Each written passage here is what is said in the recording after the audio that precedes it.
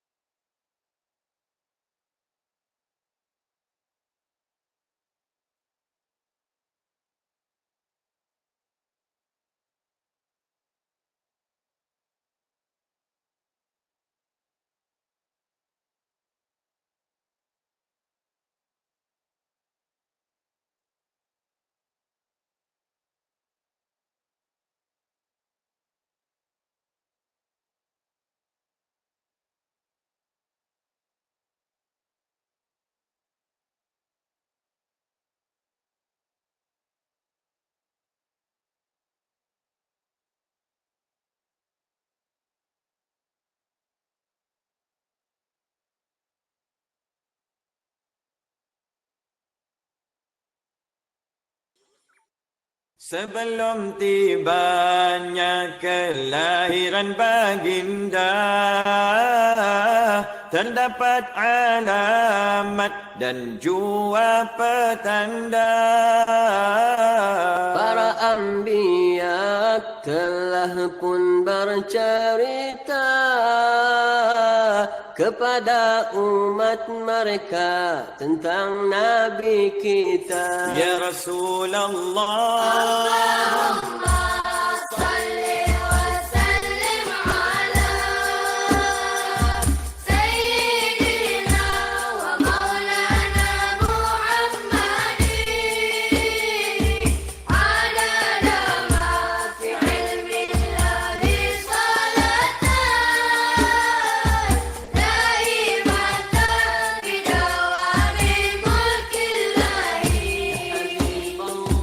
api majusi yang dijadikan berhala, disembah raja dan rakyat jelata. Lalu terpadamlah dengan tiba-tiba selepas 1000 tahun ia menyala. Saya mulai bismillah.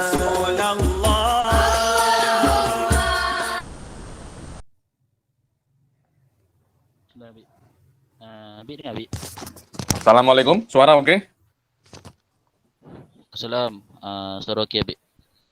Suara oke ya? Okey. Boleh mulakan Abid, insyaAllah. 19 ya? Ya, ke-19. Bismillahirrahmanirrahim. Assalamualaikum warahmatullahi ta'ala wabarakatuh. Alhamdulillah. Alhamdulillahirabbil alamin wassalatu wassalam ala sayyidil mursalin wa ala alihi wa sahbihi wa man tabi'ahum bi ihsanin ila yaumiddin. Nawaitu ta'aluma wa ta'lim. Wa naf'a wal intifa' wal ifadah wal istifadah wal hatha ala tamasuki bi kitabillahi ta'ala wa sunnati rasulihi wa du'a ilal huda. Wa dalalata alal khairi wa ibtigha'a mardatihi wa qurbihi wa tawabihi subhanahu wa ta'ala. Allahumma faqihna fid din wa alimna ta'wil. Rabbi shrah li sadri wa yassir li amri wahlul 'uqdatam min lisani yafqahu qawli waj'alni waziran min ahli. Bismillahirrahmanirrahim.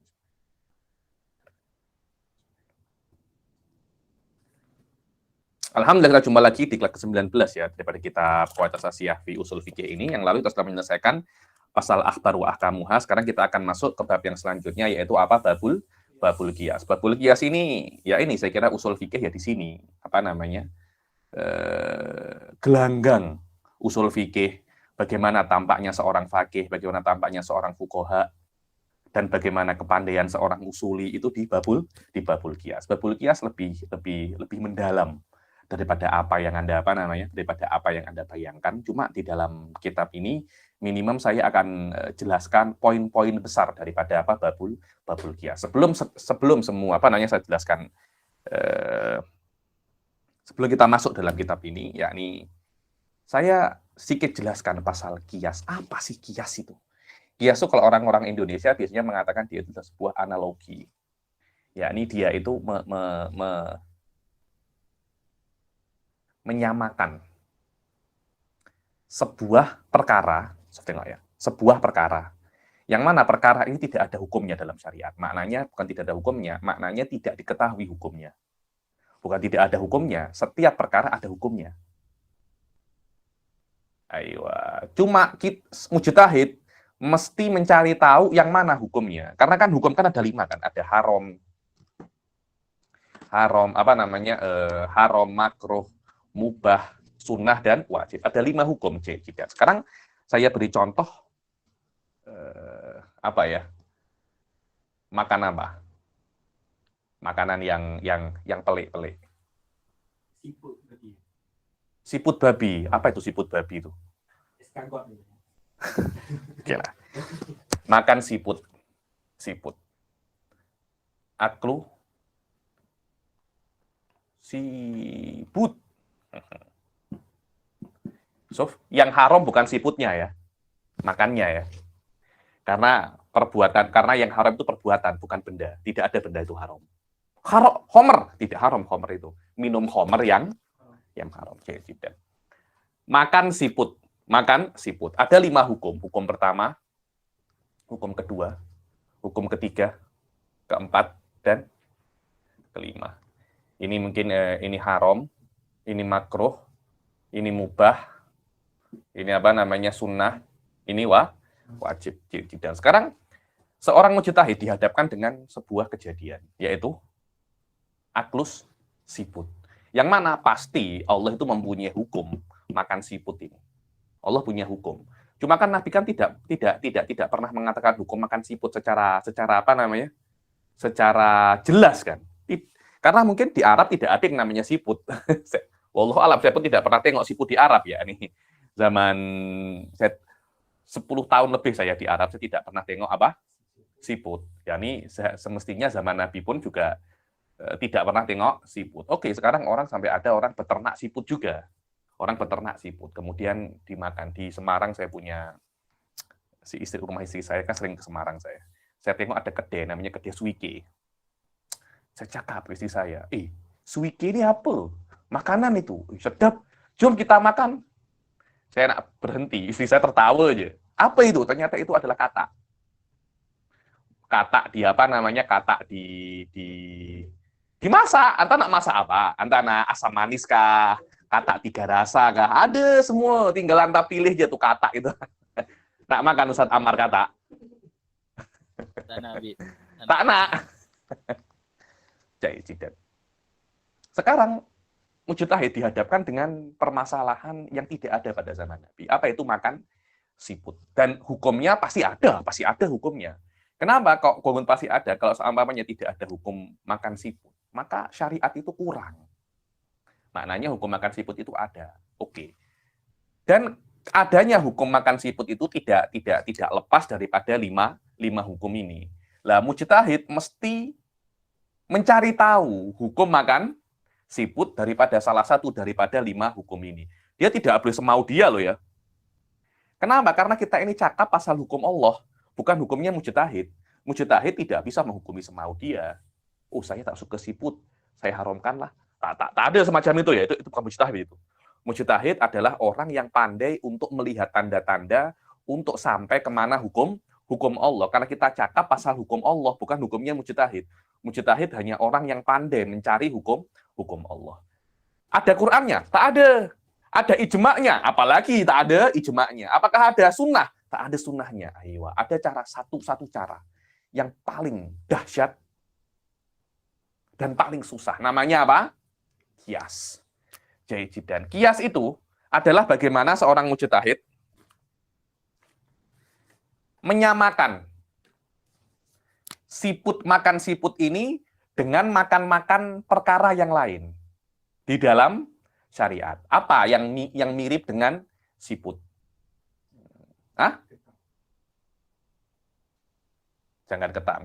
Ketam ini tidak ada di dalam hadis Nabi juga. Setahu saya ya ini. Ikan. Saya tidak tahu ya siput yang Anda maksud semacam apa. Kalau siput di Indonesia, siput itu bekecot. Yang di pokok-pokok, apa itu namanya itu di Malaysia? Siput babi. Itu siput-siput babi ya. Ada lagi, Iya, ada lagi siput yang apa namanya? Yang di air laut. Itu beza lagi. Ini saya cakap siput yang di air laut saja. Dan macam samak. Macam aklus samak. Loh, kenapa kok macam aklus samak? Ada persamaan. Saya mujtahid atau anta mujtahid yang mengatakan bahwasanya aklus siput itu halal. Kenapa? Anda menganalogikan dengan makna Anda menyamakan makan siput dengan makan ikan. Lah, makan ikan ini ada hadisnya. Al-bahru tahurun ma'uhu, al-hillu maitatuhu. Maknanya semua bangkai ini halal. Ininya pun siput juga halal. Kenapa? Karena siput dan apa namanya? Siput dan ikan itu ada titik samanya. Sufreno. Ada titik samanya. Apa itu titik sama? Titik sama, anta sebagai mujtahid Ustadz Afdol Afandi akan mengatakan titik samanya gila huma ya isyani fil ma'i. Kedua-duanya hidup di laut. Saya mujtahid lain akan komplain, loh kenapa? Memang dia hidup di laut. Akan tetapi memang ada persamaan dia hidup di laut, tapi kan perbedaannya lebih banyak. Saya akan sebutkan 10 perbedaan. Siput ada cangkang, ini tidak ada cangkang. Ini tidak bisa berenang, ini bisa berenang. Apalagi, ini bisa bertelur, ini tidak bisa bertelur. Jadi saya akan sebutkan 10 perbedaan. Loh kenapa ketika perbedaan lebih banyak dan persamaan hanya sedikit, kenapa kok Anda mengkiaskan hukum siput kepada ikan? Kan padahal bisa Anda bedakan. Ikan halal, siput haram. Pak, kenapa? Karena perbedaannya lebih banyak. Kalau semacam itu nanti saya juga bisa mengkiaskan siput dengan makan serangga, hasyarot. Yang mana hukum hasyarot ini haram menurut Syafi'iyah. Tapi Anda akan mengatakan, loh memang ada persamaan, ada perbedaan antara siput dan ikan. Akan tetapi persamaannya, dua-duanya itu adalah hidup di air. Menurut saya, hidup di air itu adalah titik di mana hukum halal itu ada. Dengan makna ikan ini halal karena dia itu hidup di air. Coba dia hidup di darat, hukumnya akan beda lagi. Maknanya kehalalan ikan dan bangkainya karena dia itu hidup di air. Lah hidup di air ini Anda dibilang ilah poin hukum itu ada. Waduh ya, poin hukum itu ada. Jadi Anda menyamakan makan siput dengan makan ikan karena Anda mengira dua-duanya sama di satu titik, yang mana satu titik itu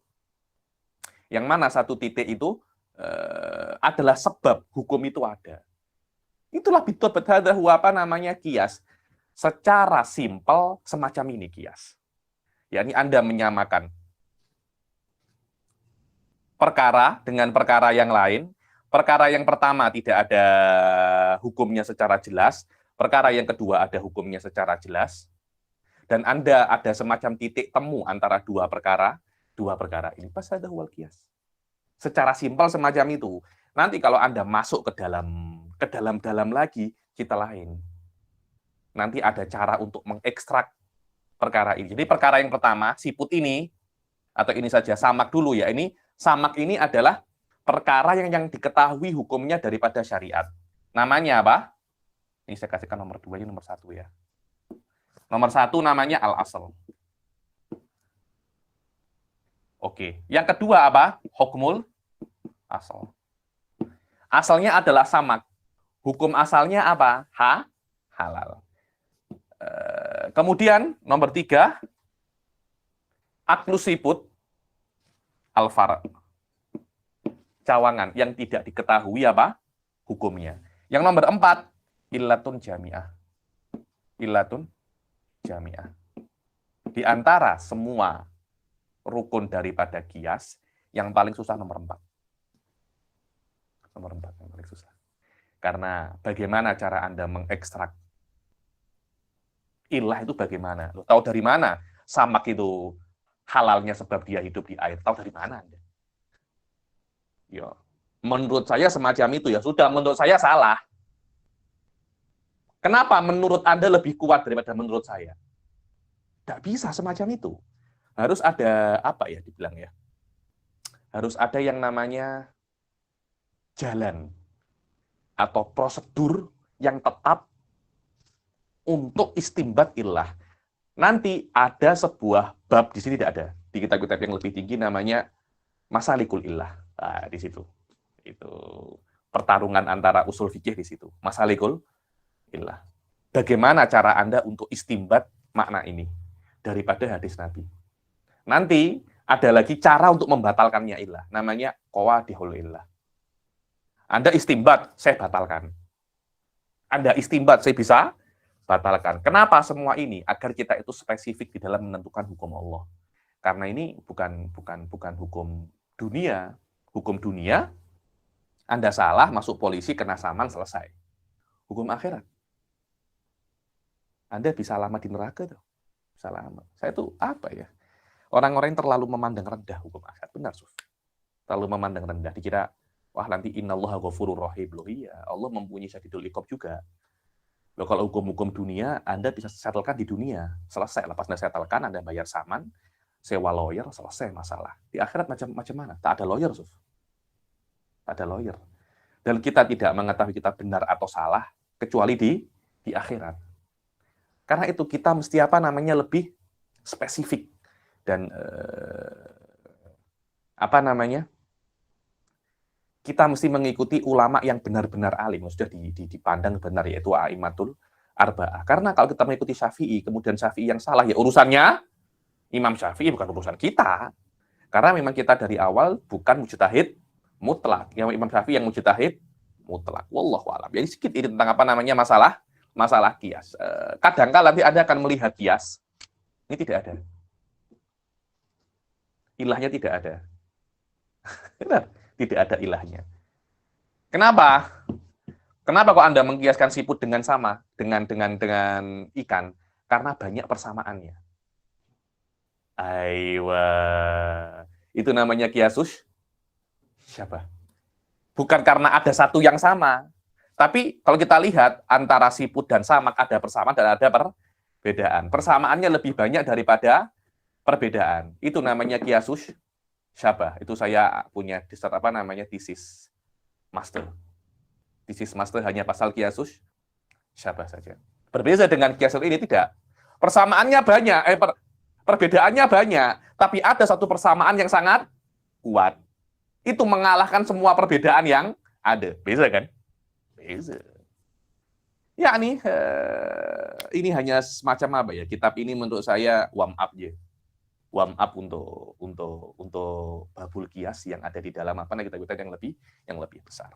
Permasalahannya banyak. Nanti ada qawadihul illah, ada masalikul illah, ada anwaul illah, anwaul aqisah, al khilaf wal adillah ala thubut. Ini masalah lebih dalam daripada apa yang Anda bayangkan. Wallahu a'lam. Ada ilmu usul fikih azimul jah. Dan saya sampai sekarang wallahu a'lam, saya tak cakap orang Arab ya, saya cakap orang-orang kita ya, orang Nusantara. Saya jarang sekali jumpa orang pandai usul pandai usul fikih. Di Indonesia dulu ada namanya Syekh Sahal Mahfud. Mbah Sahal itu, Syekh Sahal Mahfud ada. Fe'lan ada, Mbah Sahal Mahfud. Ya ini benar-benar alim usuli ya. Nih bila Niza punya hawasyiala, Jamul Jawami, hawasyiala, Ghayatil Usul dipakai di Ahqaf, punya syarah ala Luma, dan banyak karangan beliau tentang usul fikih yang diakui oleh banyak ulama. Lainnya itu saya masih belum jumpa ya nih. Dan belum jumpa, belum tentu tidak ada ya. Saya cuma belum jumpa saja. Thalabatul ilm yang karena ilmu usul fikih ini bukan ilmu namanya usul fikih tidak, tapi dia itu ilmu murakkab. Maknanya ilmu gabungan daripada banyak sekali ilmu. Di situ ada mantiknya, di situ ada kalamnya, di situ ada fikihnya, di situ ada lughahnya. Lah jarang orang menguasai menguasai fan-fan ini, terutama mantik wal kalam. Saya cakap, kalau orang belajar usul fikih, level Jamul Jawami ke atas, dan tidak punya modal ilmu kalam dan ilmu usul fikih, menyia-nyiakan waktu. Anda tidak akan mempunyai pemahaman mendalam pasal pasal usul fikih. Anda bisa paham arti-artinya, tapi tafsilat dakikoh, karena memang usul fikih tidak bisa dipisahkan daripada dua ilmu ini, mantik wal kalam. Karena itu usul fikih namanya thariqatul mutakalimin. Thariqatul mutakalimin. Tanpa adanya dua ilmu itu, belajar Jamul Jawami, habis-habiskan waktu, habis-habiskan uang, habis-habiskan tenaga, habis-habiskan pikiran. Beda fikir yang lain, fikir istri kedua, istri ketiga, lebih best daripada fikir usul fikih tanpa punya basic kalam dan mantik. Saya tuh ambil pelajaran daripada saya. Saya dulu belajar Ghayatil Usul tak ada mantik dan kalam ketika saya masih di Ahqaf. Ada tapi tak terlampau dalam. Kemudian saya belajar usul fikih lagi di Jordan bersama murid-muridnya Said Foda. Saya terkejut. Ketika itu saya belajar Minhajul Usul. Saya terkejut. Minhajul Usul tak jauh beza level dia dengan Ghayatul Usul. Tapi hampir setiap kalimat saya tak paham. Saya cakap, perasaan saya dulu pernah belajar usul fikih, saya tak bodoh-bodoh sangat usul fikih. Ketika saya belajar lagi, Saya tak paham apapun. Sampai saya belajar ilmu kalam dan mantik, saya review balik. Saya review balik semua maklumat saya tentang usul fikih. Dari situ saya paham bahwasanya usul fikih yang hakiki bukan bagaimana cara Anda praktikal qawaid, bukan. Rata-rata orang belajar usul fikih, belajar praktikal, belajar tak semacam itu. Saya pribadi ya, usul fikih hakiki tidak semacam itu. Usul fikih hakiki adalah bagaimana Anda mempelajari filsafat ulia daripada dalil. Tanpa tengok praktikalnya macam mana. Karena praktikal usul fikih bukan urusannya usul fikih. Itu urusannya fan lain. Mungkin takhrijul furu' alal usul lah. Mungkin fuqaha. Karena itu ada apa ya? Ada itijah lain dari di usul fikih, ada lain-lain untuk belajar usul fikih namanya thariqatul jama' baina thariqatain, yang dia itu mirip-mirip dengan thariqatul fuqaha karena banyak tatbiknya, banyak praktikalnya. Anda kalau tengok thariqatul mutakalimin yang majoriti ulama, tak ada, jarang praktikal itu. Jarang fikih itu. Fikih hanya untuk menjelaskan menjelaskan qawaid, tapi ilmu usul fikih hakikatnya adalah ilmu mempelajari apa itu dalil tanpa tengok bagaimana cara menggunakannya. Bas, dalil itu apa? Kita belajar qiyas, kita hanya mempelajari filsafat qiyas. Adapun siput, samak, itu bukan usul fikih itu. Itu hanya Anda untuk memahami apa hakikat daripada qiyas. Bas. Karena itu mungkin contoh saya ini salah, tak ada masalah. Yang penting Anda memahami apa itu qiyas. Walaupun contohnya salah tidak ada masalah, karena contoh itu di dalam usul fikih bukan masuk daripada hakikat daripada usul fikih. Di thariqatul jama' banyak mempelajari pasal contoh-contoh ini. Apalagi kalau Anda belajar dengan fuqaha, usul fikih belajar dengan orang-orang ahli fikih. Kelas itu akan dibelokkan menjadi kelas fikih, bukan kelas usul fikih. Berbeda kalau Anda mempelajari usul fikih daripada mutakalimin. Memang akan benar-benar masuk di dalam kuliyatul adillah. Kuliat daripada adillah. Tanpa tengok tatbiknya. Karena hanya mempelajari dalilnya saja. Bagaimana Anda mempraktekannya itu bukan di sini pelajar, ada hal-hal yang lain. Disebutkan pun bukan daripada hakikat daripada usul fikih. Wallahu a'lam hadzal ana afhamuhu, selama ini daripada daripada usul fikih itu. Dan itu yang katakan oleh Syekh Said bahwasanya usul fikih adalah ilmu yang mempelajari tentang dalil. Wallahu a'lam. Jayid, babul qiyas, al-qiyas fil lughah ya'ti bi makna takdir. Secara bahasa maknanya adalah takdir. Nahwu qistu thauba bidhira'i al-qaddartu. Takdir itu mengukur. Aku mengkiaskan thawb dengan baju, kain. Thawb itu bisa maknanya baju, bisa maknanya kain ya. Bidhira' dengan lengan. Dulu itu kan tak ada meter. Kalau membeli kain macam mana? Oh, saya beli 2 lengan. Saya beli 3 lengan. Lah, mengukur baju dengan lengan, itu namanya qiyas. Bisa maknanya itu. Bisa juga maknanya itu tasbih, menyamakan. Seperti yuqasul mar'u bil mar'i. Yushbahul mar'u bil mar'i. Yani fulan, Afdol Afandi disamakan dengan mukhzin, semacam itu. Dari dalam istilah raddul far'i lil asli li yusyarikahu fi hukmihi sahih asyari. Yani raddul far'i nih. Raddul far'i. Aklu siput ini kan far'i kan? Mana nomor 2? Mana nomor 2? Nomor 3 ya. Nomor 3 al-far'. Raddul far'i ilal asli. Kenapa? Agar fara' mengikuti asal di hukum yang benar di dalam syariat. Hadza huwa namanya qiyas. Dan mesti ada yang namanya apa? Illah. Mesti ada yang namanya illah. Karena kalau Anda menyamakan sesuatu di dalam hukum tanpa adanya illah, tidak bisa. Karena kenapa Anda menyamakan ini dengan ini? Karena 2 perkara ini, cukup dia itu 2, pasti berbeda. Kok tidak berbeda? Bukan 2 namanya. 1. Lah, selama dia berbeda secara otomatis, ya hukumnya juga berbeda. Itu asalnya itu. Kalau Anda ingin menyamakan, ya kudu harus ada sesuatu yang membuat dia itu satu. So, kalau Anda mempelajari lebih dalam lagi, ketika Allah menurunkan hukum halal, Allah menurunkannya dimakan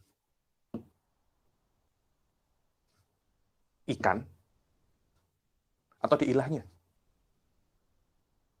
So, itu di antara pembahasan mendalam dalam apa namanya fanul kias. Ini apa ya? Mempelajari hakikat daripada kias itu apa. Susah ya, memang susah. Ini bukan Anda menjadi seorang muslim, Anda menjadi ulama ya kena susah. Kalau Anda menjadi orang muslim, mudah aja. Asyhadu alla ilaha illallah wa asyhadu anna muhammadar rasulullah. Anda muslim, sholat, zakat, puasa, rukun Islam, rukun iman, selesai. Anda menjadi muslim, 1 hari pun sudah selesai. Menjadi ulama, cerita lain. Karena ulama itu yang sain hukum Allah. Halal, kata siapa? Imam Syafi'i, dia sain tahu. Betul apa tidak? Anda graduate, yang sain siapa? Rektor, dokter. Nah, jadi dokter itu mudah apa tak? Profesor susah kan, tapi kalau dia sain, habis Anda. Sama, Imam Syafi'i, sain hukum, ini halal. Anda wajib ikut tuh. Kalamnya Imam Syafi'i macam kalamnya Allah. Karena itu kan ada satu orang ulama, walaupun saya tak suka dengan ulama itu ya, ini muridnya Ibn Taimiyah, Ibnul Qayyim Al-Jauzi. Cakap apa namanya? Beliau karang kitab usul fikih namanya I'lamul Muwaqqi'in an Rabbil Alamin. Muwaqqi'in. Ulama usul fikih itu muwaqki' yang sain atas nama Allah. Hukum ini halal, hukumnya siapa? Hukumnya Allah kan? Anak kan tengok Allah kan? Tahu dari mana itu halal? Saya yang cakap, saya yang sain atas nama Allah. Gimana? Muwaqqi'in, haula itu muwaqqi'in yang sain.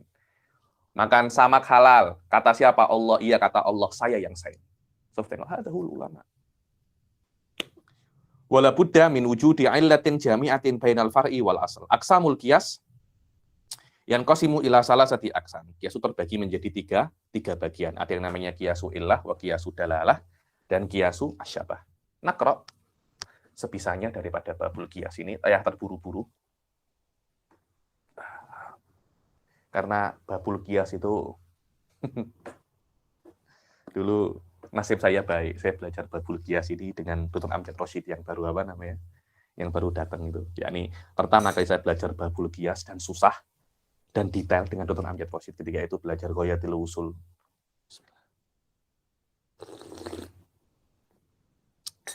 Kemudian saya kedua kalinya saya belajar dengan Syekh Ahmad Al-Hasanat sekarang jadi timbalan Mufti Jordan. Muridnya Dr. Amjad Rashid juga.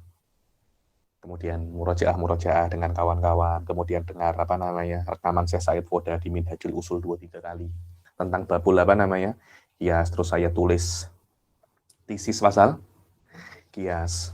Jadi babul kias ini kelihatannya saya sedikit lebih power daripada bab-bab yang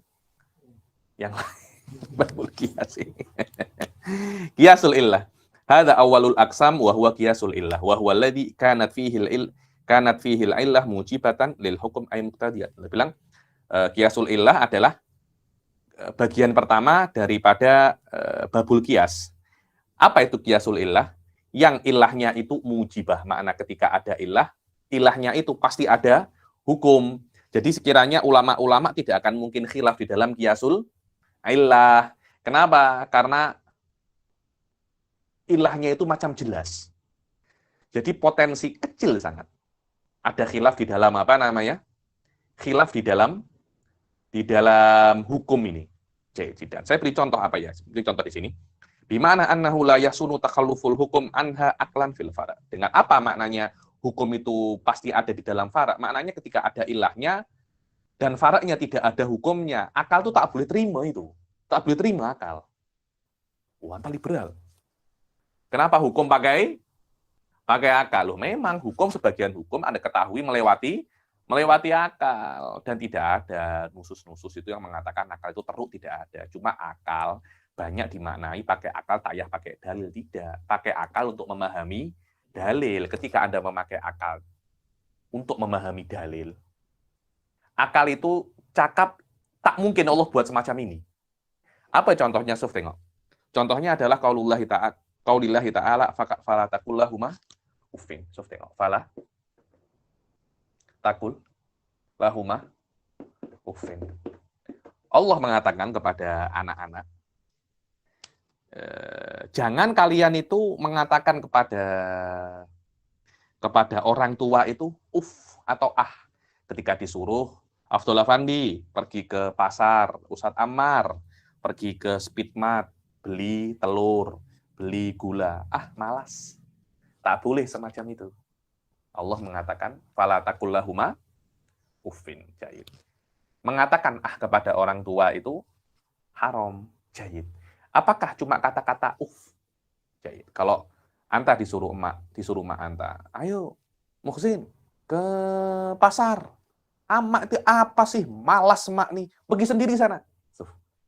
Atau Anda memaki ibu Anda. Itu kan lebih teruk daripada Anda hanya cakap malas, Mak. Jadi, maknanya kata-kata yang haram itu bukan hanya Anda itu mengatakan saja. Para ulama mengatakan yang haram itu bukan ahnya, tapi al-ida. Anda menyakiti kedua orang tua, menyakiti kedua orang tua, mumtaz, menyakiti kedua orang tua. Lah, menyakiti kan berlevel-level kan. Yang paling rendah menyakiti kedua orang tua adalah ketika Anda mengatakan kepada orang tua Anda ketika disuruh malas. Malas, Mak. Itu adalah level yang paling rendah. Maknanya level yang paling rendah saja Anda tidak boleh. Apalagi kalau sampai Anda disuruh kedua orang tua, Anda pukul kedua orang tua. Itu lebih tinggi kan. Nah, dari sini para ulama mengatakan bahwasanya dorbul walidaini haram. Memukul kedua orang tua hukumnya haram. Kenapa? Kiasan ala qaulil dikiaskan kepada Anda cakap Yang mana ini ada di dalam Al-Quran. Maka di sini Anda akan melihat nomor 1 al-asal. Apa itu al-asal? Qaulil Nomor 2 hukmul asal. Apa itu? Haram. Nomor 3 al-fara. Nomor 4 al-illa. Al-fara'nya dorbul waliden. Kira-kira kalau ada ulama cakap kepada orang tua haram, memukul kedua orang tua halal. Bagaimana pendapat Anda? Macam mana pendapat Anda? Kenapa tak boleh? Kan otak kita tak boleh terima kan? Hadza huwa makna la yahsunu aklan. Akal tidak melihat perkara ini elok. Loh, bagaimana Allah mengharamkan tapi menghalalkan memukul kedua orang tua? Layahsun hadza, layahsun. Enggak baik itu. Setelahnya hal semacam ini Allah itu tak mungkin Allah itu tak mungkin buat. Wallahu ta'ala naha anit ta'fif. Maka daripada fala taqul lahuma uffin, Allah Subhanahu wa taala itu melarang daripada ta'fif. Dan ilahnya adalah al-idza, mengganggu. Wal illah al-idza wa hadhil illah bila syakkin maujudatun fi dzarbi lil walidaini. Dibilang bahkan idza itu yakin pasti ada di dalam memukul kedua orang tua tanpa keraguan. Kalau Anda mengharamkan kata-kata kepada kedua orang tua karena itu mengganggu dan menyakiti perasaan kedua orang tua, tak elok Anda menghalalkan memukul. Kenapa? Karena memukul menyakiti perasaan kedua orang tua lebih daripada bercakap hadza huwa. Wal illah al-idza wa hadhihi al-illah bila syakkin mawjudatun fi dzarbi lil walidain bal hiya fi dzarbi adharu minha fi ta'fif. Bahkan memukul menyakiti kedua orang tua itu lebih tampak di memukul daripada hanya mengatakan saja. Lidzalika qasal ulama'u tahrimat dzarbi lil walidaini ala ta'fif bi jami'il idza. Karena itu para ulama mengkiaskan haramnya memukul kedua orang tua, alat takfif, mengkiaskan haramnya memukul kedua orang tua kepada mengatakan kepada kedua orang tua itu karena dua-duanya menyakiti perasaan kedua orang tua. Fa innahu la yahsunu fil aqli ibahatu darbi ma'a tahrimi tafif. Karena akal tak boleh terima. Bagaimana bisa Anda menghalalkan memukul kedua orang tua padahal Anda mengharamkan mengatakan akal tak boleh terima itu. Akal tak boleh terima. Hadza huwa makna yahsunu la yahsunu aklan. Bukan maknanya kita itu mengharamkan memukul kedua orang tua karena akal cakap itu bagus. Tidak. Tak semacam itu. Yang kedua, kiasud dalalah. Maknanya kiasul ilah itu adalah kias yang ilahnya di faraknya, maksudnya ilah yang ada di farak imma sama levelnya atau lebih besar daripada yang ada di asal. Karena itu para ulama mengatakan kiasul ilah ini qat'i, maknanya kalau ini haram, kalau asalnya haram, faraknya juga pasti haram karena ilahnya imma sama atau lebih. Sekiranya akal mengatakan tidak mungkin Anda menghalalkan Anda mengharamkan asal, Anda menghalalkan farak, mustahil itu. Yang kedua adalah qiyasud dalalah. Lah qiyasud dalalah ini levelnya lebih rendah. Bagaimana levelnya itu lebih rendah? Maknanya kadangkala Anda mengharamkan asal. Lah, Anda sebagai mujtahid juga mesti mengharamkan farak. Lah terus masalahnya di mana, Habib? Masalahnya sebagian ulama mungkin khilaf dengan Anda. Itu qiyasud dalalah. Ya ini maknanya level ilah yang ada di farak tidak sekuat level ilah yang ada di asal.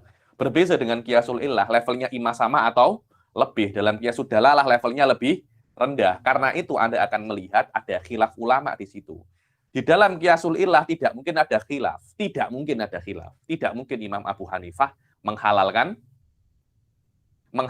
memukul kedua orang tua. Tidak mungkin Imam Ahmad bin Hambal atau Imam Malik berbuat semacam itu. Tidak mungkin. Tapi ada satu yang mungkin. Satu mazhab namanya apa?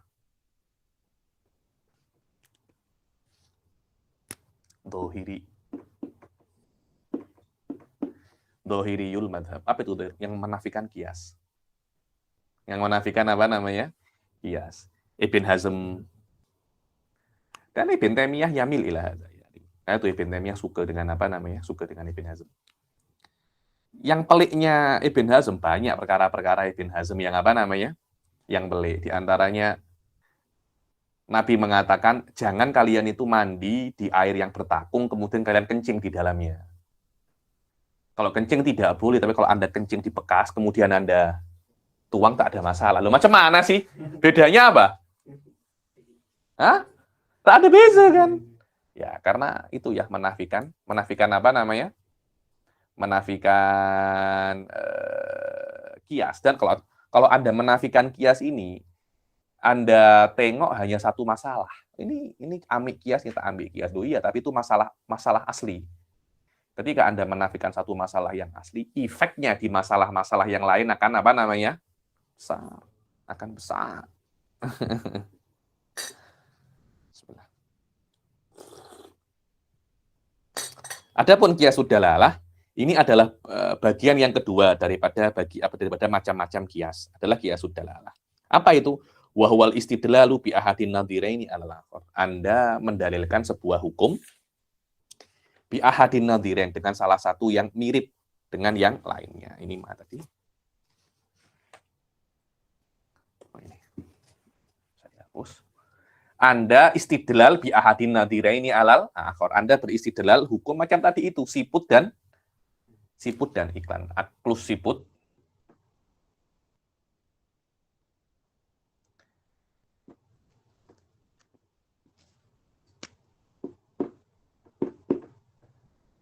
aklus samak.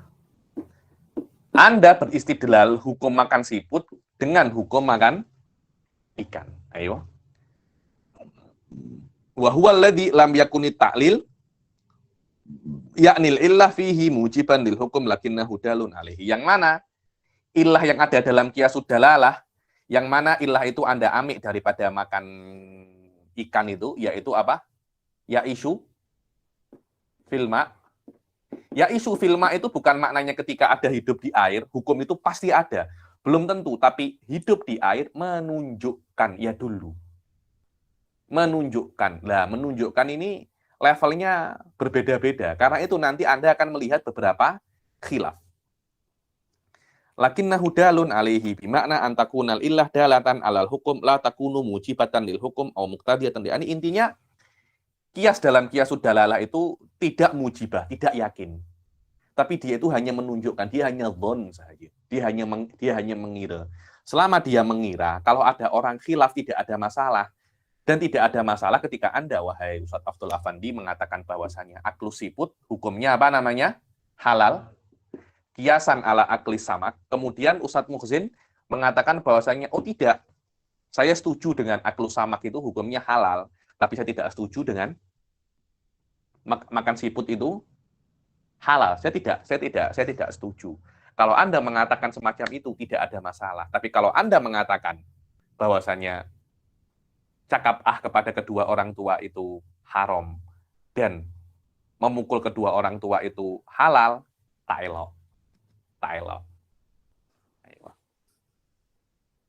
Bimakna antakunal illah dalatan alal hukum wala takunu mujibatan lil hukum au muqtadiyatan lahu kama fil qismil awal. Maknanya illah di dalam qiyasud dalalah itu hanya menunjukkan aidhoni kepada hukum, tidak menunjukkan secara qat'i kepada hukum seperti yang ada di dalam bagian yang pertama. Kenapa? Karena illah di dalam ini mustambatoh. Anda mengekstraknya, Nabi atau Allah tidak menyebutkan sebabnya secara spesifik. Allah cuma mengatakan ikan itu halal. Jahit. Kenapa dia itu halal? Kenapa dia itu halal? Why? What the hell? Gitu kan.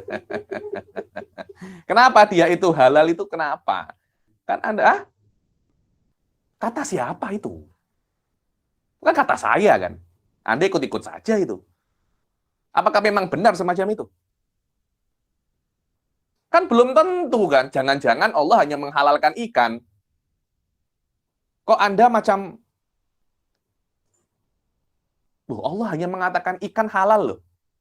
Kok Anda mengatakan, oh tidak, ikan halal karena dia hidup di laut. Atau di air. Dari mana Anda semacam itu? Hadza huwa makna qiyasud dalalah. Karena ilahnya di dalam qiyasud dalalah itu mustambatoh, diekstrak daripada hadis yang tidak disebutkan ilah itu. Jadi Anda macam meraba-raba ilah daripada hadis yang tidak disebutkan ilahnya. Ya juzu an yataratabal hukum 'alaiha fil fara' wa yajuzu an yatakhallaf. Dan ketika Anda meraba-raba ilah kemudian Anda menemukan hukumnya itu ilahnya adalah ya isu filma, maka bisa hukumnya yang ada di samak itu ada di siput yaitu fara', kadang juga tidak ada. Maknanya kalau Anda cakap ada, orang yang cakap tidak ada masalah. Ayo. Wa hadzan nau' ad'afu minal awwal walakinnahu huwa aghlabu anwa'il qiyas. Macam ini, yang kedua ini lebih lemah daripada yang pertama, tapi majority qiyas ya daripada qiyasud dalalah. Contohnya seperti qiyasu malusobi ala malil balik. Kalau ada orang budak umur 3 tahun. Malisobi ini faraknya malisobi. Malil balik. Sobi masih budak kecil lagi. Ada itu dia film namanya apa itu Batman itu siapa itu? Hah? Tidak, Batman itu yang jadi Batman itu kan kaya sangat ya kan. Siapa nama dia itu? Bruce Wayne. Batman kaya kan, ketika itu ayahnya meninggal dia masih budak lagi. Oke, Bruce Wayne berapa uangnya? $1 juta. Wajib zakat tak dia? Jahit. Ini kita tidak tahu hukumnya. Tapi kalau ada orang balik di dalam Islam, mempunyai uang di bank $1 juta, confirm dia wajib zakat. Lah kalau budak kecil punya uang $1 juta, wajib zakat apa tidak? Di situ kan masalahnya kan. Budak kecil, dia tak wajib zakat. Tuh, kenapa? Karena dia tak wajib sholat. Dan sholat adalah salah satu daripada rukun Islam. Maknanya semua rukun Islam tidak wajib kepada budak. Dan di antara rukun Islam adalah zakat. Maknanya zakat tidak wajib bagi budak. Masuk akal apa tidak? Masuk akal kan? Oh tidak, wajib. Zakat itu wajib karena zakat tidak ada kena-mengena dengan umur. Zakat itu ada kena-mengena dengan uang. Uang Anda banyak, Anda wajib zakat. Karena zakat itu urusannya dengan membantu orang fakir miskin dengan uang. Tak ada mengena. Kenapa sholat? Karena masih budak kecil. Wajib puasa masih belum kuat. Tapi zakat, boleh-boleh saja dia untuk zakat. Nanti siapa yang hitung? Walinya. Masuk akal apa tidak? Masuk akal lagi kan. Jadi Bruce Wayne, dia wajib zakat.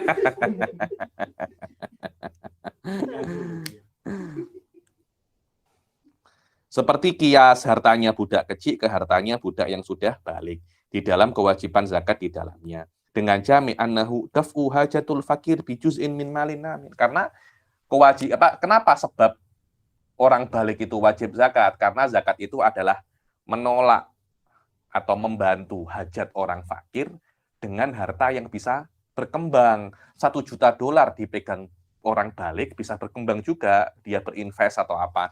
Dipegang budak kecil juga bisa berkembang. Nah, buktinya Bruce Wayne tuh. Semakin besar bukan semakin miskin, tapi semakin kaya. Maknanya 1 juta ini juga namin. Apa namin itu? Berkembang, semakin banyak. Ini juga namin juga. Selama dia itu malun namin, wajib untuk dibayarkan sebagian ke orang-orang fakir miskin, agar orang miskin itu tidak terlampau miskin. Fahahuna illatun jami'atun bainal malain wa hiya kaunuhu malan namiyan. Maka antara dua harta itu ada Antara dua harta itu ada illatun jami'ah. Apa? Dua-duanya itu adalah harta yang bisa berkembang. Nah, karena dua-duanya itu harta yang bisa berkembang, ketika wajib di sini juga wajib di sini juga. Dan ini adalah illatul hukum, yakni kaunuhu malan namiyan. Jaidan. Lakin hunaka mani'un qad yabtulu hadzal qiyas. Akan tetapi mungkin ada semacam penghalang membatalkan kias harta budak kecil ke harta budak yang sudah besar. Wa yaskutu i'tibarul illah wa huwa kaunu malikihi ghairu balik, yaitu ada potensi tidak wajib. Apa itu? Bahwasanya memang dua-duanya malunamin. Tapi kata siapa? Hukum wajib zakat kepada orang yang sudah dewasa hanya karena uangnya itu bisa berkembang. Jangan-jangan sebabnya itu dua. Apa itu? Harta itu bisa berkembang dan dimiliki oleh orang dewasa. Di sini cuma ada satu. Bisa berkembang, tapi yang memiliknya bukan dewasa. Kenapa loh? Iya memang benar. Tengok Anda kalau sholat. Apa sebabnya sholat? Masuk waktu. Lo belum tentu. Masuk waktu, Anda juga dalam keadaan balik. Masuk waktu duhur, Anda masih budak umur 8 tahun, 7 tahun, apakah wajib sholat? Kan tidak. Kan tidak. Maknanya, sholat itu, ilahnya itu tidak satu, tapi ilahnya itu adalah kumpulan daripada beberapa ilah. Kata siapa? Zakat itu ilahnya hanya satu. Jangan-jangan ilahnya dua. Wadah ya? Ayo. Karena itu Imam Abu Hanifah mengatakan bahwasanya anak kecil tidak wajib untuk zakat.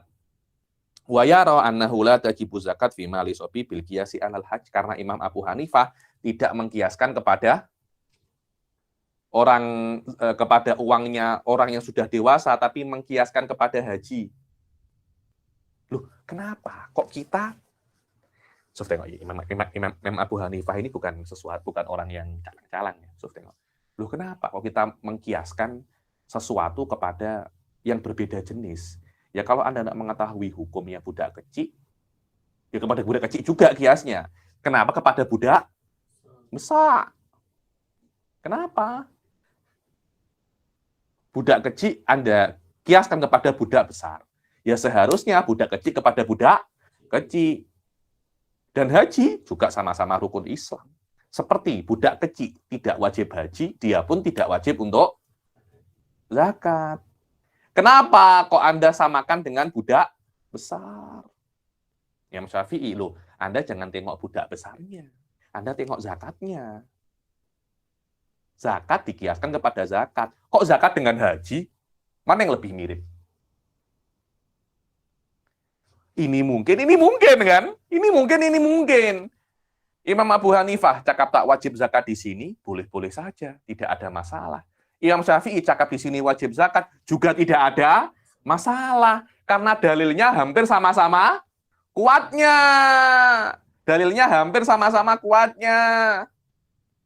Dulu saya pernah berdebat dengan satu orang Abu Hanifah, satu orang Hanafi.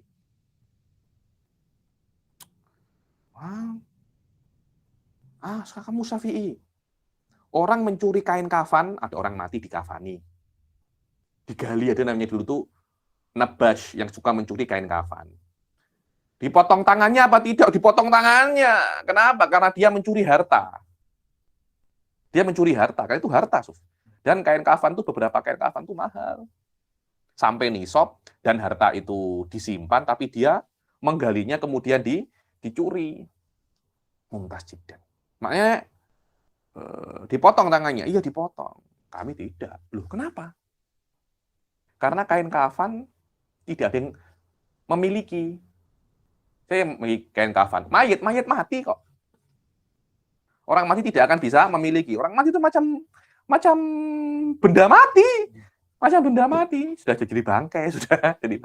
Dia tidak memiliki. Bagaimana seseorang dipotong tangannya karena mencuri sesuatu yang tidak dimiliki oleh siapapun. Saya diam. Wallahi makul, saya diam. Minimal ada apa namanya? Minimal ada kemungkinan. Maknanya tidak dihukum, tapi tidak dipotong tangannya, mungkin dipenjara kah, dipukul kah, potong tangannya tidak. Potong tangannya hanya mencuri, dan mencuri mesti daripada benda yang bukan miliknya. Loh, saya cakap, ini kan bukan milik siapapun, ya juga bukan miliknya. Tidak bisa. Karena selama dia bukan milik siapapun, dia ambil pun juga tidak menjadi miliknya juga. So, tengok, perdebatan ada gitu loh. Saya jumpa lagi ada orang. Kalian mazhab Syafi'i kalau ada anak daripada berzina, Zaidun, ini yang ini saya menang berdebat dengan orang itu. Orangnya bodoh soalnya. Orangnya bodoh. Nanti saya itu. Zaidun berzina dengan Hindun.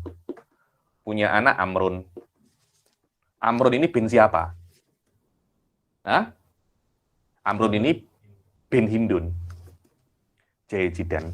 Oke, kalau dia mempunyai anak perempuan, bukan Amrun. Siapa? Siapa ya? Nama-nama perempuan. Jangan Siti, nama-nama Islami itu. Nama-nama orang-orang barat-barat itu. Rebecca. Punya anak Rebecca. Macam mana Rebecca? Cantik nih, usah tamar. Rebecca binti Hindun. Zaidun tengok Rebecca, anaknya zina daripada Hindun. Boleh tidak Zaidun itu menikahi Rebecca? Syafi'iyah mengatakan boleh-boleh saja, tidak ada masalah. Kenapa? Karena ini bukan anaknya Zaidun secara syariat, tapi nasabnya kepada Hindun. Selama bukan anaknya Zaidun, secara otomatis Zaidun boleh menikahi Rebecca. Ada Hanafi bodoh itu mengatakan, tidak boleh. Bagaimana menikahi anaknya sendiri? Dan nasabnya macam mana? Nasabnya tetap nasabnya ke Zaidun. Karena itu kan anaknya Zaidun. Ini Hanafi bodoh semacam ini saya cakap. Loh, Zaidun menikah dengan Hindun, punya anak Rebecca. Nasabnya ke Zaidun. Rebecca binti Zaidun. Secara otomatis Zaidun tidak boleh menikahi Rebecca. Terus apa bedanya zina dengan menikah terus? Semua haknya berzina, semua haknya menikah diberikan ke dalam zina. Ini binti ini tidak boleh dinikahi secara otomatis dapat warisan. Wajib dinafkahi. Siapa yang nak menikah macam itu? Siapa yang nak menikah? Saya kira menikah itu seronok. Ini ya sudah menikah. Amar masih belum menikah lagi. Seronok menikah. Tak seronok. Awal-awal aja seronok itu. Awal-awal setahun pertama seronok. Lepas 2 tahun sudah hamil, sudah punya anak. Abang. Makan. Abang. Susu. Abang. Pempes. Ya Pak Tak, Ustaz Abdullah Fandi. Jangan Jakarta. Pasti. Abang mall, abang baju, belum duduk, abang. Loh, menikah ada lawazim, Anda kena menafkahi, Anda kena ini. Berzina kan tidak ada kan? Anda cuma menikah itu sendiri, mahal tau. Betul apa tidak? Mahal. Nanti merise apa nanti itu? Hantaran, atau ada hantaran di sini ya? Hantaran sudah berapa ribu ringgit itu? Nanti kenduri kawin, kenduri itu, kenduri ini. Zina ada kenduri, kayak kenduri zina. Ada macam itu? Tak ada kan? Tak ada. Orang zina dengan takkan marah dengan anta. Istri. Sampai ada satu kawan saya itu tulis nama istri dia di handphone, Mabes. Markas besar, macam punya polis tuh markas besar. Kalau istrinya call, Mabes call, la haula wala quwata. Markas besar polis apa namanya? Call. Ibu pejabat, ratu, ada cakap nabi, call. Subhanallah ya, ini subhanallah berzina tak ada. Ya ini Anda nak samakan menikah dengan berzina kan? Hal tu sawi penan nikahi wasifah. Diam langsung dia. Kotaan atas salah itu, kotaan atas salah. Ya, ini apa yang dikatakan, mungkin dia tak tahu mazhab Hanafi kok, tapi mengira dia tahu mazhab Hanafi. Ya, ini perkataan itu adalah wazim kalau semua haknya berzina, semua haknya menikah. Anda berikan kepada haknya berzina. Orang-orang tak nak menikah. Orang tak nak menikah illa man rahima rabbuk. Tapi orang mau menikah nanti anaknya macam mana? Nanti ini, nanti itu, nanti ini. Orang itu apa ya? Anda akan tengok bahwasanya tak semua orang takut dengan dosa. Tak semua orang takut dengan dosa. Orang kan takut mungkin dengan polis. Orang takut dengan penjara. Tapi tak semua orang takut dengan dosa. Karena itu syariat selain memberi dosa, memberi beberapa lawazim-lawazim daripada perkara-perkara duniawi. Wallahu a'lam. Ya, ini sedikit pasal apa namanya? Pasal bagaimana Anda praktikal di dalam apa namanya qiyasud dalalah ini, walaupun itu bukan daripada urusan usul fikih. Fa innal imama Abu Hanifah la yaqulu bidzalika wa yara annahu la tajibu zakah fi mali sabi bil qiyas alal hajj. Fa innahu yajibu alal balik wa yajibu alal sabi. Yani kalau Anda nak benar-benar tahu masalah qiyas-qiyas semacam ini, satu kitab yang saya rekomendasikan, yang saya dulu ketika saya baca, ketika saya buat tesis itu, namanya Syifaul Ghalil dari Imam Ghazali. Ya, ini Anda akan tengok di situ dahsyat. Perdebatan Imam Abu Hanifah dan Imam Syafi'i pasal tayamum sama wudu, wajib niat atau tidak. Ya, ini syekh rohib jiddan ya ini. Saya paham Allah. Di mana kita, di mana apa namanya? Mereka tuh. Jauh. Terus nah, hum rijal wa nahnu rijal, wallahi syekh gharib ya. Syekh gharib. Ya, ini untuk memahami kalam-kalamnya mereka ya, kita perlu apa namanya? Perlu usaha yang sangat apa namanya? Perlu usaha yang sangat besar antara nak menyaingi mereka. Yang terakhir adalah qiyas syabah. Qiyas syabah ini sebenarnya dia adalah qiyas yang paling susah. Qiyas yang paling di antara semua qiyas, tapi majority daripada akisah menurut saya bukan qiyasud dalalah, tapi qiyasus syabah. Qiyasus syabah. Apa itu qiyasus syabah? Anda menyamakan dua perkara tanpa adanya illah. Atau Anda di sini disebutkan qiyas syabah, tapi sebenarnya dalam kitab-kitab ini dikatakan namanya adalah qiyas ghalabatul asbah. Apa itu? Satu perkara di sini Al-abd. Contohnya abd. Abd ini, kalau orang membunuh abd, diahnya apa? Mungkin dia itu diahnya seperti benda, contohnya kambing, al-ghanam, atau manusia, al-insan. Hamba sahaya ini lebih dekat kemana? Ke kambing, sapi. Afdol Afandi punya kambing, atau Ustadz Ammar punya kambing. Kambingnya saya bunuh. Saya wajib untuk mengganti harganya kambing. Berapa harganya kambing? Oh, harganya kambing 500 ringgit. Saya kena mengganti 500 ringgit. Tapi kalau ada orang membunuh manusia, 100 ekor onta. Diahnya 100 ekor onta, bukan harganya manusia, karena manusia tidak ada harganya. Kambing ada harganya. Hamba sahaya Anda bunuh,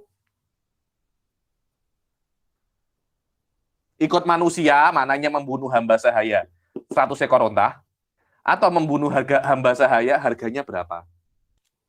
Kira-kira macam mana Ustadz Ammar? Anda pilih yang mana? Harga untuk yang 100 ekor unta. Kenapa? Ustadz Ammar katanya ikut yang 100 ekor onta. Pasti dia karena sama-sama manusianya, Habib. Karena sama-sama apa? Manusia. Itu pendapat. Dan semua orang pasti akan mengatakan ikut manusia. Kenapa? Karena hamba sahaya juga manusia. Semua manusia itu sama di mata Tuhan. So, tengok kan apa dalil-dalil macam itu kan. Dalil-dalil Khotobi itu. Semua manusia sama di mata Tuhan. Nah, terus Nabi samakah dengan kita? Kalau sama dengan kita? Semua manusia sama di mata Tuhan. Nabi sama kah? Anaknya Nabi Sayyidatina Fatimah Zahra, para sahabat sama dengan kita kan? Kan tidak kan? Makna itu ada, kalam itu ada maknanya. Rata-rata orang berdebat yang liberal-liberal, yang bodoh-bodoh, itu pasti mengatakan itu semua itu sama di mata Tuhan. Tak sama lah. Tak sama. Wa rafa'a ba'dukum fawqa ba'din darajat. Allah mengatakan kok, derajatnya kalian itu diangkat oleh Allah di atas yang lain-lainnya. Yani sebagian orang itu tidak sama derajatnya di depan Allah. Mumtaz jiddan. Bagaimana qiyasus syabah? Qiyasus syabah adalah Anda akan melihat banyaknya persamaan hamba sahaya dengan kambing dan banyaknya persamaan hamba sahaya dengan manusia. Yang paling banyak persamaannya yaitu hukumnya. Imam Syafi'i mengatakan hamba sahaya lebih banyak persamaannya dengan benda. Dengan kambing, benda, handphone. Kenapa? Karena karena dia itu harta, diperjualbelikan. Anda bisa memperjualbelikan hamba sahaya. Kalau Anda mati, hamba sahaya akan diwariskan kepada anak cucu Anda. Manusia tidak. Hukumnya hamba sahaya lebih dekat kepada hukumnya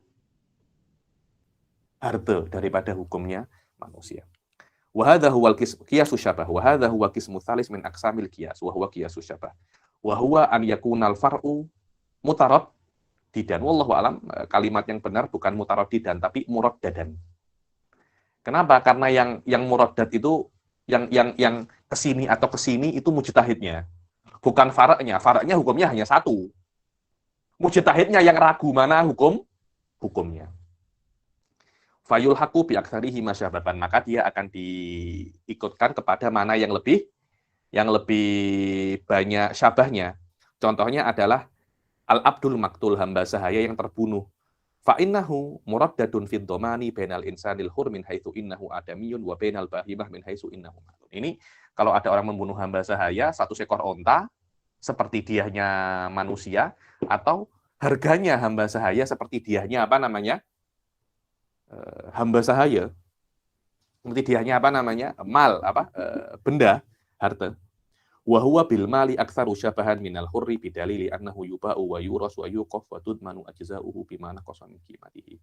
Dan hamba sahaya lebih mirip kepada harta daripada manusia yang merdeka. Kenapa? Karena dalil bahwasanya hamba sahaya itu bisa dijual belikan, diwariskan, dan bisa diwakafkan. Dan kalau Anda itu memotong tangannya,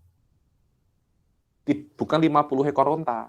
Kalau Anda memotong tangannya manusia, 2 tangan 100 ekor onta. satu tangan 50 ekor unta, tapi kalau Anda memotong tangannya hamba sahaya, bukan 50 ekor unta. Anda bandingkan. Hamba sahaya ini harganya berapa? Oh, hamba sahaya ini harganya 12.000 ringgit.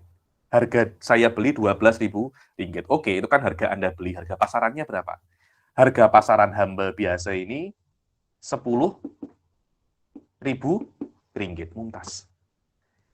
Hamba sahaya yang masih sehat 10.000 ringgit. Hamba sahaya yang dipotong tangannya berapa? Yang dipotong tangannya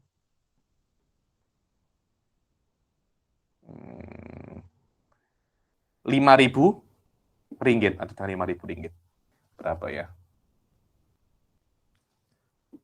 7.500 ringgit. Berapa nisbah 7.500 kepada 10.000? 3/4. Berapa 3/4-nya 12.000? 8.000 kan? 8? Betul, 8.000 ya. 9.000, maaf. 9.000. 9.000. Maknanya Anda sudah dengan memotong tangannya hamba sahaya saya, Anda merugikan saya 3.000. Karena hamba sahaya ini yang aslinya harganya 12.000 menjadi apa? 9.000. Kurang 1/4 daripada harganya. Anda cuma cukup membayar saya selisih harga saya. Selisih harga saja. Tapi ketika Anda memotong tangan manusia biasa, Anda kena membayar 50 ekor unta. Fayulhaqu bihi wa tudmanu qimatuhu wa in zadat ala diyatil hur. Maka kalau Anda membunuh hamba sahaya, ya Anda kena membayar harganya berapa? Walaupun harganya ternyata kalau dihitung-hitung melebihi 100 ekor unta, tetap Anda wajib membayar apa? Harganya. Wallahu a'lam bishawab. Dengan ini, insyaallah kelas hari ini selesai. Insyaallah akan datang kita akan masuk syurutul qiyas. Sila, jika ada pertanyaan. Baik, kita buka kepada soalan. Sekiranya ada apa-apa soalan.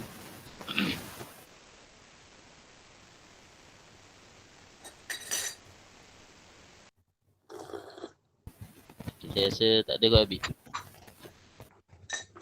Mungkin peninggut, yakni tengok dulu, ulangi-ulangi lagi video ini 2-3 kali, kemudian jika ada pertanyaan, boleh ditanyakan di apa namanya di grup. Kita akhiri sampai sini. Billahi wal hidayah wa ridha wal inayah. Assalamualaikum warahmatullahi taala wabarakatuh. Waalaikumsalam warahmatullahi wabarakatuh.